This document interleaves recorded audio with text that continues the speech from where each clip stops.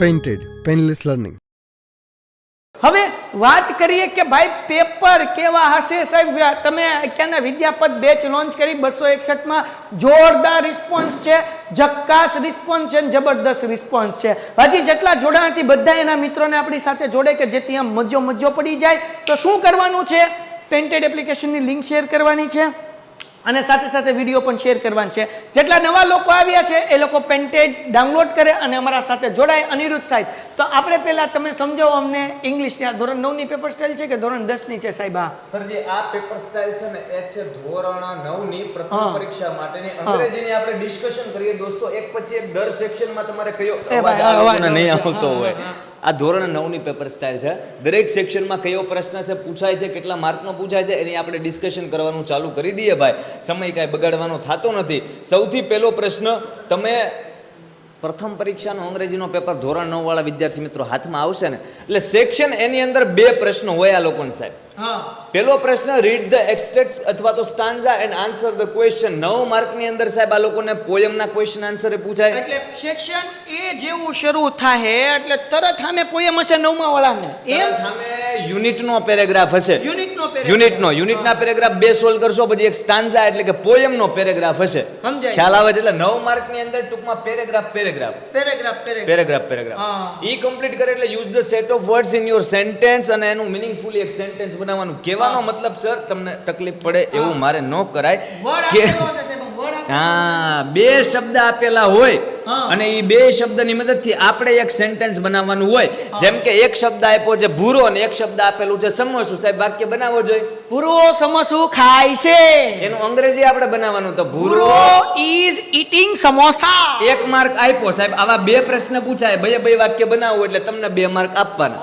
રાજી? તો 9 ને 2 11 માર્કનો ડીએર સ્ટુડન્ટ્સ તમારે છે સેક્શન એ રહેશે. એમ સાહેબ? સેક્શન એ કરીએ એટલે 11 પાકા ખીચામ પાકા. એમ 50 માર્ક્સનું પેપર હોય કે 80 માર્ક્સ? 50 માર્કનું પેપર હોય. તમારે આ જે ધોરણ 9 ની ઇંગ્લિશની પરીક્ષામાં પ્રથમ પરીક્ષાનું પ્રશ્નપત્ર સર 50 માર્ક. 50 માર્કનું. આમ પાસ થવા તો કેટલા જોવે હે સાહેબ? આમ 17 આવે તો પાસ? 17 18 પાસ તમે થઈ જાઓ, પણ 2 સેક્શન એ હરખા લખો ને તો 1.5 જણા પાસ થઈ જાય. 1.5 જણો પાસ થાય, એક નહીં 1.5. તો સેક્શન એમાં સાહેબ 11 મારા પૂરેપૂરા આવે. એના માટે મારે શું કરવાનું? એના માટે વિદ્યાપત બેચનો કોર્સ જોઈન કરવાનો સાહેબ. મારે જોઈન ન કરવો હોય તો તમે તો જોઈન કરો કયો. તમને લાગે કે તમે તમારા બટા 261 રૂપિયા માંગો, જોઈન ન કરો. આખું સ્કેડ્યુલ તમને ડિસ્ક્રિપ્શનમાં PDF આરોર આપી દીધેલું. સેક્શન B ની વાત કરીએ તો સેક્શન B ની અંદર સર 1 2 3 ને 4 પ્રશ્ન પૂછાય. સૌથી પહેલો પ્રશ્ન છે એ છે who said to whom, એટલે કોણ બોલે છે અને કોને કહે છે. 3 માર્કનું પૂછાય. 3 માર્કનું. એમ ચેપ્ટર સમજેલા હોય ને તો તમને ખબર પડે કે આ વાક્ય ભૂરો બોલે છે કે ભૂરી બોલે છે. મગજમાં ઉતરે છે? હા સાહેબ ઉતરે છે. 3 માર્કના પૂછાય કોણ બોલે છે કોને કહે. બીજો પ્રશ્ન છે fill in the blanks choosing the correct words given. આપેલા શબ્દો જે હોય એનો ઉપયોગ કરીને તમારે ખાલી જગ્યાને પૂરવાની. તો તમે ખાલી ઓપ્શન હોય. તો સાહેબ મને તો આ 2 આવી જ જાય. એમાંથી 2 આવે, આમાં 3 માં 3 આવે. આગળ વધીએ. Read the passage and answer. સાહેબ પેરેગ્રાફનો ક્વેશ્ચન એમાં તો મને બહુ આવડે સાહેબ, પણ માર્ક ન થાવ તો શું કરવાનું? તમે સાહેબ શું કરો મને એમ કહો તો પેરેગ્રાફના ક્વેશ્ચન આન્સર લખવા શું કરો? નહીં આમ જો ક્વેશ્ચનમાં લખ્યું અનિરુદ્ધ એટલે આપણા પેરેજમાં ગોતીએ અનિરુદ્ધ, એની આગળની એક લાઈન એની પાછળની એક લાઈન થઈ ગયું પૂરું. પણ માર્ક નો આવે તો નો જ આવે. ભલા માણસ અમુક કોન્સેપ્ટ હોય કે નહીં, અમુક ટેન્સ ની સાહેબ ભૂલ આ લોકો ગોતતા હોય. ગ્રામેટિકલી આમ ચેન્જ કર. પણ મારી જેવા અભણ વ્યક્તિને આવડે ખરું? તમારા માર્ક ક્યાં વજાવાનું? ક્યાં વજાવાનું સાહેબ? વિદ્યાપત બેચમાં વયું આવવાનું. આ નવા લોકો આવ્યા એ ચેનલ સબસ્ક્રાઇબ ન કરી હોય તો કરે તો ફાયદો થાય કે? આમ સાના મુના જોતા હશે ઈ લોકો. હે સાહેબ તમારે લોકોએ ઈમાનદારીથી ચેનલ સબસ્ક્રાઇબ કરવી જોઈએ. ડીયર સ્ટુડન્ટ્સ, તમારા માટે આખો દિવસ મહેનત કરીએ છીએ, અડધી રાત સુધી મહેનત કરીએ છીએ. એ તમને કહેતા નથી મતલબ કેવા હાટું જો તમારે હાટું એટલું બધું કરીએ છીએ કે આમ કે તેમ, પણ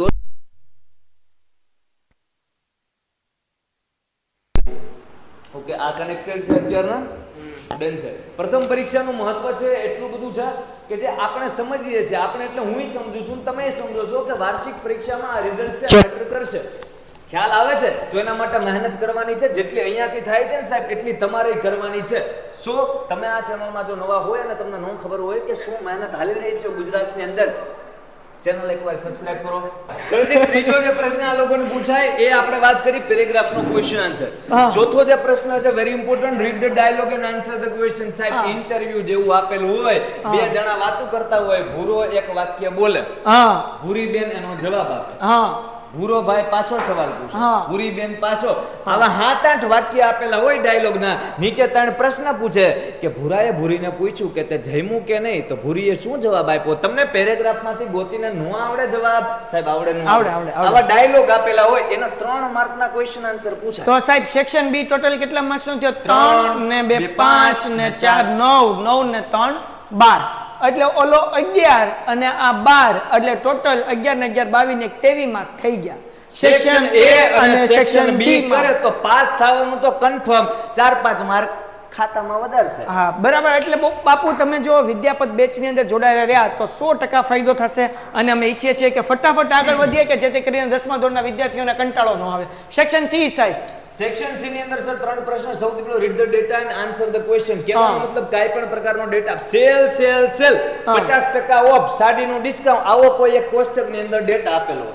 નીચે પ્રશ્ન પૂછે, 3 પ્રશ્ન પૂછે, સાડીનો ભાવ શું છે, કેટલા ટકા ડિસ્કાઉન્ટ, આવા 3 જવાબ આપો. એટલે દાખલા તરીકે આ એડવર્ટાઇઝમેન્ટ છે, સો નીચે સવાલ પૂછ્યો હોય, how many teachers in this advertisement. તમે કોમેન્ટ કરીને આન્સર લખો, મને જવાબ નથી આવતો, હાલો ઝડપથી ફટાફટ લખો, how many teachers in this advertisement. ફટાફટ ઝડપથી.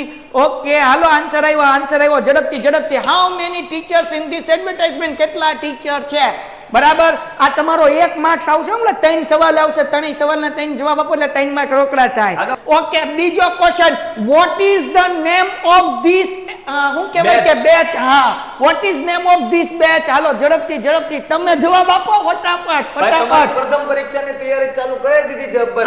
હાલો 1 માર્ક રોકડો. What is the name of the batch. આમ તમે થોડું ખર્ચું કરજો, અમારું ગ્રામર આમ તૂટલું ફૂટલું પૂછડી ઊંધી ને આગળ પાછળ હોય. And last question, what is the price of this advertisement નહીં, this batch, what is price of this batch. ના હું લીટો કરવાની આવો, તમારો ડેટા આપેલો હોય એમાં હું ગોતી દેવાની. અને ચલો ઝડપથી જવાબ આપો બાપલિયા. બાપુ 261. and how we can join this batch. જવાબ હું આપી દઉં, you can just download Pented application and you can join with us, and you also can call on this number 7272868671. આવું સાહેબ હોય હેને સાહેબ. એને કેટલા માર્ક મળે? 3. જેટલા જવાબ આપ્યા ને 3 માંથી 3 જાવ. હાલો એના પછી સાહેબ sir change the tax as shown 3 mark નું પૂછાય. એ શું છે ખબર છે? કા એક્ટિવ પેસિવ પૂછાય, કા સિંગ્યુલર પ્લુરલ, કા ટેન્સ ચેન્જ. આ 3-4 વસ્તુમાંથી ને એક વસ્તુ પૂછાય, 3 માર્ક ની પૂછાય. કેટલા માર્ક ની પૂછાય? સિંગ્યુલર પ્લુરલ પૂછાય, કા તો ટેન્સ ચેન્જ પૂછાય, કા તો એક્ટિવ પેસિવ પૂછાય, કા તો જેન્ડર ચેન્જ પૂછાય. આ 4 માંથી ને એક ટોપિક તમને પૂછાય, આન્સર લખો 3 માર્ક. સર પછીનો પ્રશ્ન, correct the underline part and rewrite the correct paragraph. Editing કહેવાય. શું કહેવાય સાહેબ? એડિટિંગ કરવાનું. સાહેબે છે ને આપેલો પેરેગ્રાફ હોય ને એમાં ભૂલ હોય, એમાં ભૂલ હોય. આ છોકરાઓને એમાં ભૂલ ગોતવાની, અને સાહેબની ભૂલ ગોતવાના 2 માર્ક સાહેબ. હાય ક્યાં બાત છે. આ તો મૂકું જ ને. અને સાહેબ કોઈની ગોતું ન ગોતું, સાહેબની તો ભૂલ ગોતું જ. સાહેબ આ મૂછનો વાલ થોડો કામ છે, ભૂલ ગોતી. હાલો તો ભાઈ સેક્શન સી કેટલા માર્ક નો છે? 3 ને 3 6 ને 2 8. 8 માર્ક્સ નો સેક્શન સી થઈ ગયો. હાલો એના પછી સાહેબ સેક્શન ડી. સેક્શન ડી ની અંદર સર 1 2 3 4 ને 5 પ્રશ્નમાંથી પહેલો પ્રશ્ન join the sentence using the proper conjunction પૂછાય. આ લોકોને 2 માર્ક ના. કન્જક્શન એટલે સાહેબ ઓલું લગન વાળું 2 માર્ક વાળું. હાલો પછી match the expressions with the proper function પૂછાય. સાહેબ આ લોકોને 2 માર્ક્સ ના. 2 4 ફંક્શન પૂછાય, 2 માર્ક ના. ટોટલ 4 માર્ક ના ફંક્શન પૂછાય. ડન છે સાહેબ. એના પછી write the proper question two gate underline part. આ WH ક્વેશ્ચન 2 માર્ક ના પૂછાય. કેટલા માર્ક ના? 2 માર્ક ના. સવાલ બનાવવાના સાહેબ, જવાબ આપે, આપણે હામો સવાલ પૂછવાનો. ડન છે સાહેબ. એના પછી પ્રશ્ન complete the dialogue using the expression given in the brackets. Dialogue complete કરવાનો હોય બે જણા વાત કરે ને, વચ્ચે એક ડાયલોગ ખાલી હોય, પાછો બીજો ડાયલોગ ખાલી હોય, ઉપર ઓપ્શન આપે, હા 2 માર્ક નો તો પૂછાય. સાહેબ ઓપ્શન માંથી ગોતીને જ જવાબ ગોતી લખવાનો. લખવાનો. તો જો કેટલા માર્ક આવ્યા? 2, 2, 4, 2, 6, 2, 8 ને 2, 10. સેક્શન ડી તમારો થઈ ગયો 10 માર્ક્સ નો. એના પછી છે સાહેબ છેલ્લો સેક્શન. સેક્શન ઈ ની અંદર લખ જ કરવાનું સાહેબ, એટલે હા. સાહેબ એ માર્ક આપે જ કરે. તમે જો હા. એક સેક્શન માં 2 સવાલ ને 5 ને 4 9 માર્ક ના 2 સવાલ છે. એમ સાહેબ? એક પૂછાય હા. નિબંધ, હા. બીજો પૂછાય પિક્ચર ડિસ્ક્રિપ્શન, જે તમે હમણાં કરતા હતા સાહેબ. તમે અહીંયા શું કરતા હતા? હા, ગઈકાલે આપણે પિક્ચર ડિસ્ક્રિપ્શન કર્યું હતું, એ તો બધાને યાદ જ હશે. ચિત્ર જે હોય ને, જે દેખાય એ લખવા મળવાનું. કાલના Done છે. સેશનમાં જે હશે એને ખ્યાલ હશે. Painted Painless Learning.